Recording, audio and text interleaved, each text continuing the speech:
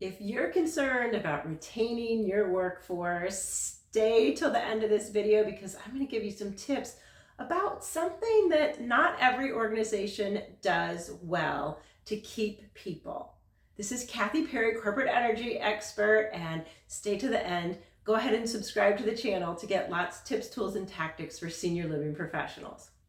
Well, one of the things that will keep people, and sometimes we just don't do a great job about it, is when an employee understands there is a clear path for advancement, a path that will keep them there, keep them growing, keep them engaging at different levels.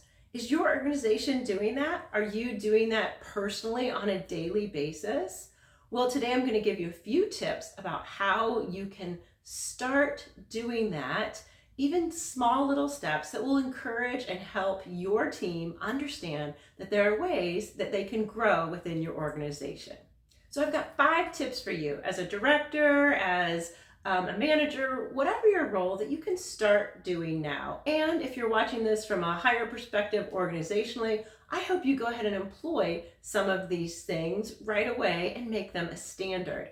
Because when people believe that there is chance for advancement and a path, they're ready to stay. So number 1, how about just some job shadowing? If you have someone who's just an aide, maybe have them step up and shadow a nurse. Maybe have someone who is on a custodial staff step into the kitchen and shadow someone there, or shadow their manager. Once they have the skills, if you have multiple locations, they can always go to a different location. But actually shadowing. Next is some leadership programs. There are so many leadership programs all through the internet that can be done virtually. I actually have a few that you could use as well, but show that you're invested in your employee. Go ahead and offer them a way to build some leadership skills. So often what I see in an organization is someone who's been put in a position unprepared, and that sets somebody up for failure. And that's another reason people will leave.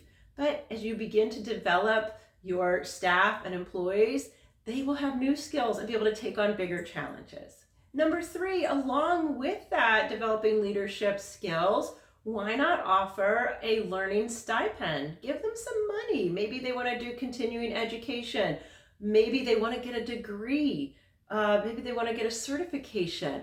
Whatever it is, have a conversation with them and say, how do you see yourself developing here? You don't know, they might already have some plans in place and they're thinking about it, or maybe they're thinking about going to your competition that offers a stipend or money or reimbursement for learning. So have that conversation with your staff today. What type of continuing education do you think would serve you as you continue to work with us? Number 4, invite somebody to an industry conference. Maybe it doesn't have to be the full-blown conference, but maybe it's your association's, monthly leadership type of programming that they do, or maybe it's even just a webinar. But invite them, let them know that you want them to learn.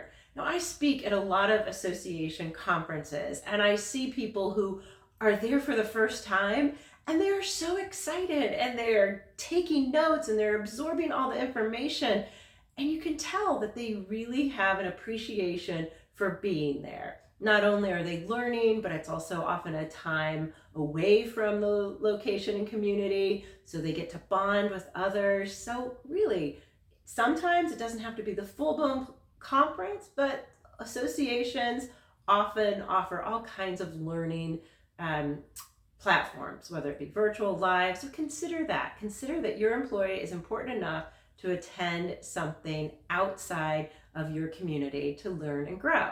And finally, number 5, look for those mentoring moments all the time. You can just pull somebody aside and say, hey, when you spoke in that fashion, we put somebody on the defensive. So next time, why don't you try using this language? Or, hey, I saw that there was a bit of a conflict at shift change. Why don't we work together and figure out what we could do better next time?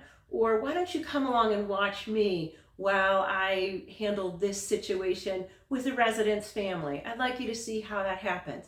look for the moments where you can include somebody else. Those are those mentoring moments that help individuals grow professionally.